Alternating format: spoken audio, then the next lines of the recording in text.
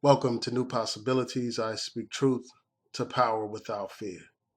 Today I read an interesting article about Georgetown University. Apparently, the university is trying to come to terms with its history of slavery.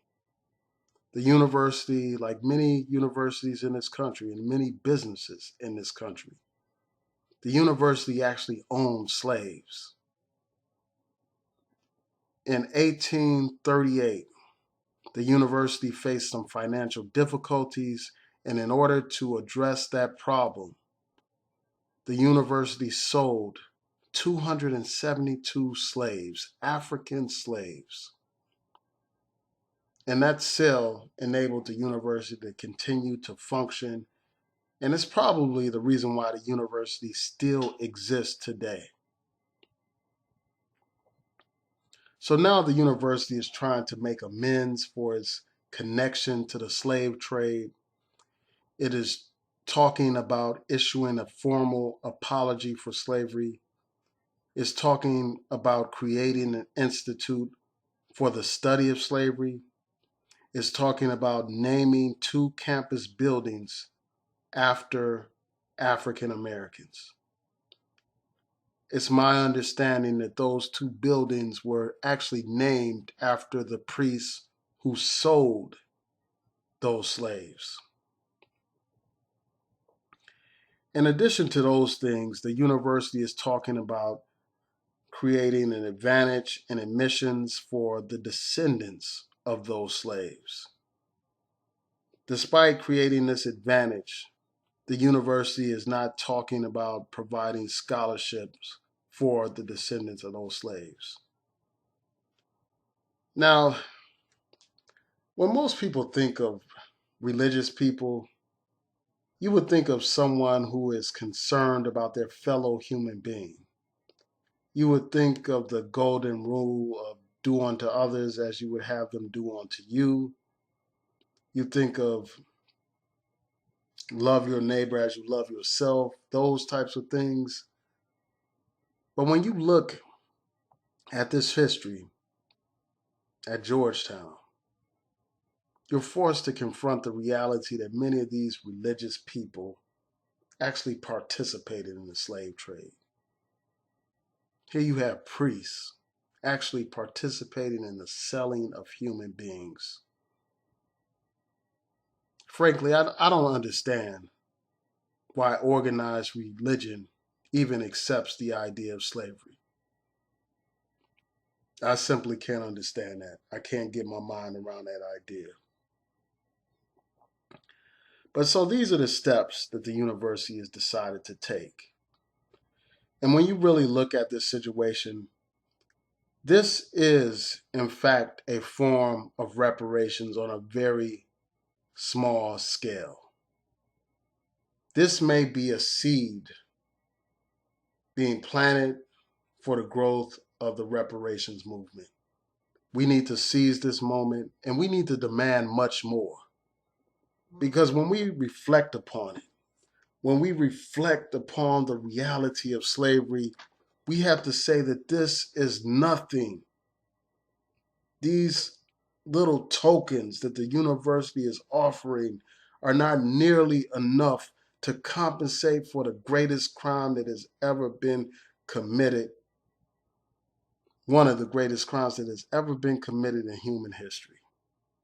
And that's the slave trade, where people were stripped of their culture, their language, their customs, their religions, their very identity, and brought to a foreign land, forced to labor under the whip. And during the Middle Passage, millions of our people died, and millions died during slavery.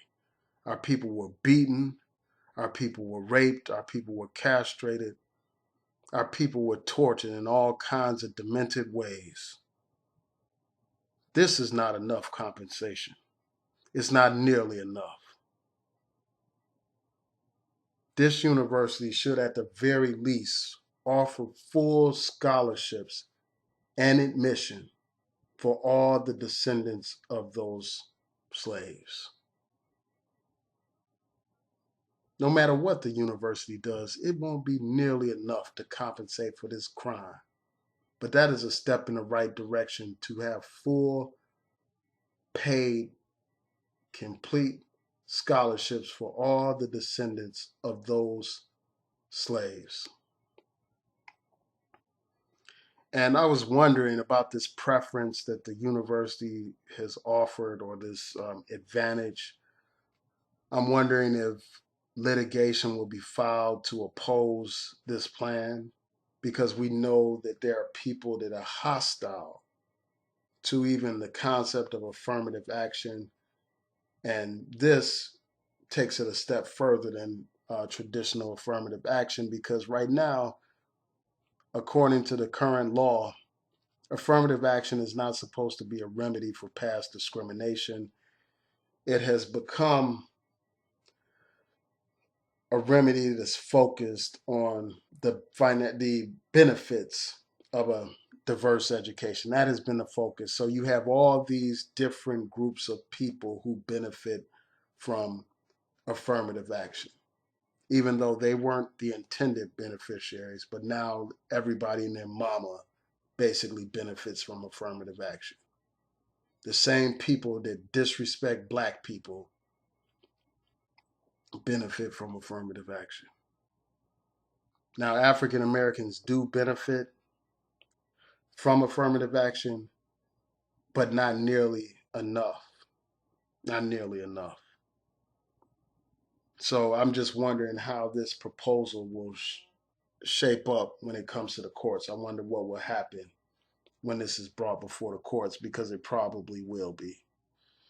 And I really think that this step that Georgetown has made is a step in the right direction, despite how inadequate it is. It is a step. And I think that we should use this as a model for what we should do with respect to other universities and with respect to banks, insurance companies, other types of businesses that have benefited from slavery, and even the federal government itself.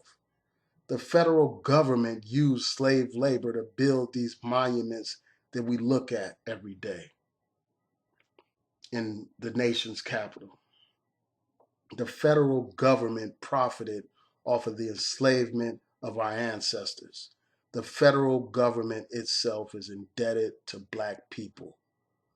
And that's why uh, John Conyers' H.R. 40 is so very important.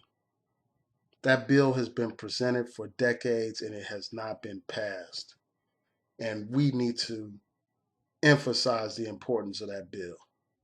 Anytime one of these politicians go to your church or to your mosque or to your community center or to some rally, we need to be in their faces asking them what is their position on H.R. 40.